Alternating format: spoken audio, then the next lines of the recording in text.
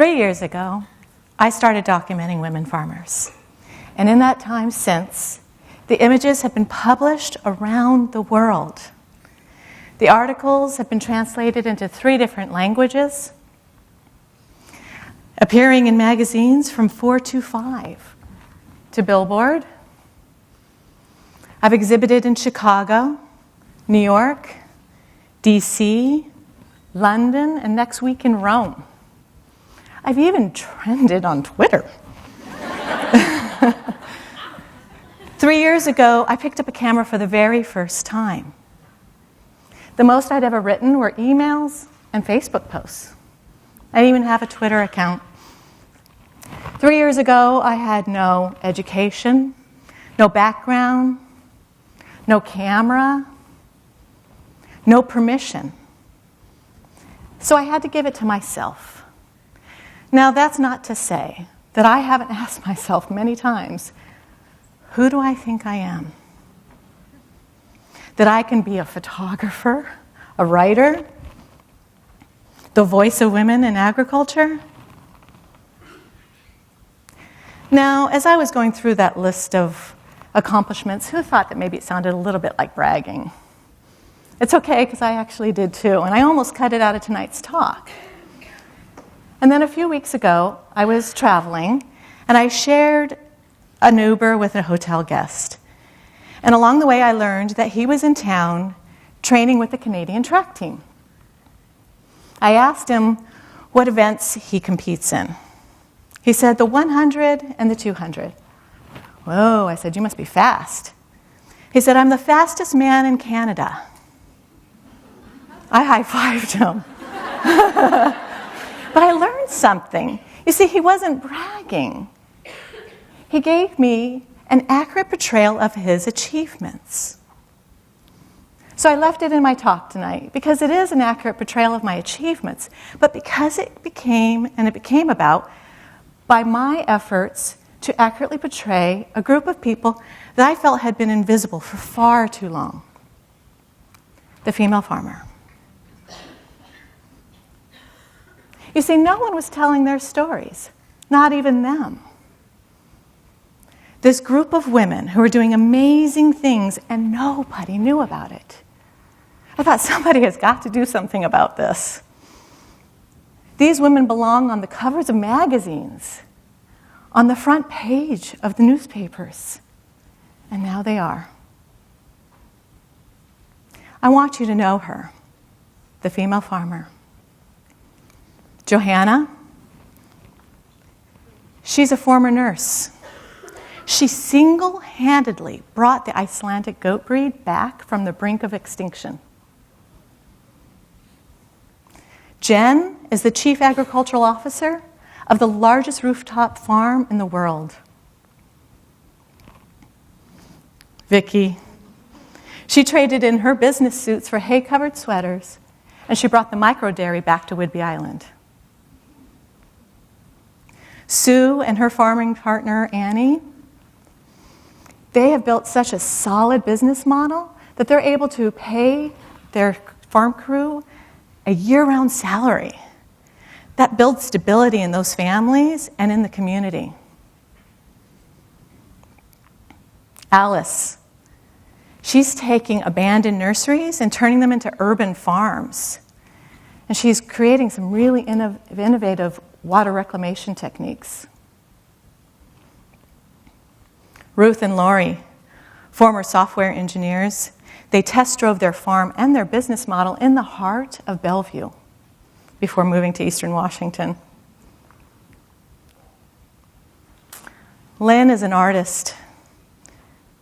She used to exhibit in galleries all around Seattle.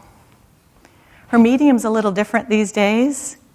Food and Wine called her cheese one of the best in the country. Linda, she fought long and hard for her seat at the table for agricultural leadership. She said she used to be the only woman there, and that she often is still the only woman there, but now she's the one running the meetings. Janya, a hog farmer. She has to fight stereotypes even in her own community. At the feed store, they ask her, How does your husband do it all? He must be so busy. For young farmers like Rand, owning farmland is a faraway dream. See, farming next to a metropolitan city like Seattle, it's very expensive. And as development grows, they're getting pushed further and further out. Michelle is the definition of fortitude. She works to ensure that preschool-age children in low-income neighborhoods have access to fresh vegetables and fruit. Siri, she passes the knowledge on. She's ensuring the next generation of farmers. Michelle farms over 10,000 acres in Montana. When a local farmer called her up and asked her if he could buy a bushel of corn, she said, "Sure, come on over. I'll load it up in your truck for you." He told her that he'd rather do business with her father. She said, "That's fine, but you still have to write the check out to me because I own the corn." Suzanne was a journalist setting the world on fire in Capitol Hill in Washington, D.C. But she realized that if she wanted to change the world, she needed to do it from the ground up.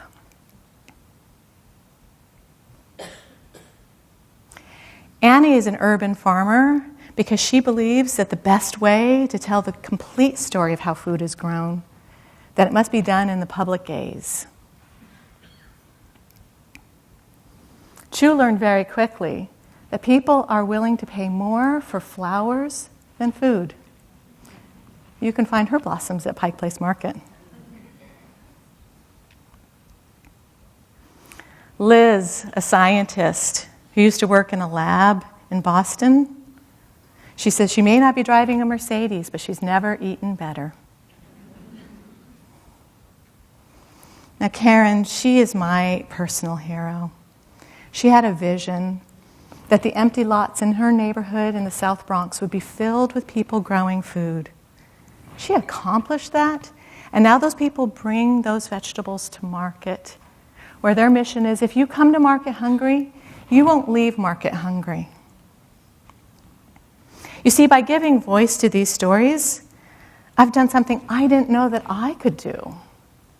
I could have very easily said, I don't know how to take pictures, I don't know how to write, I can't do this. And maybe somebody else would have. And I'd have to stand in the sidelines and think, I had that idea. Or worse, the stories would have gone untold. What stories are going untold because you haven't given yourself permission?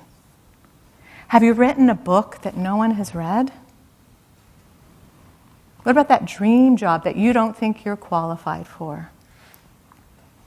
Do you have a business idea that you have not brought to market because you're afraid to publicly fail?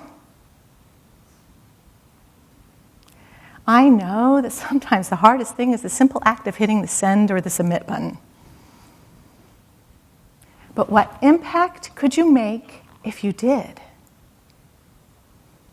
Who do I think I am? I'm Audra Mulkern, photographer, writer, storyteller. I challenge you to find and tell the untold story, especially if it's yours. Thank you.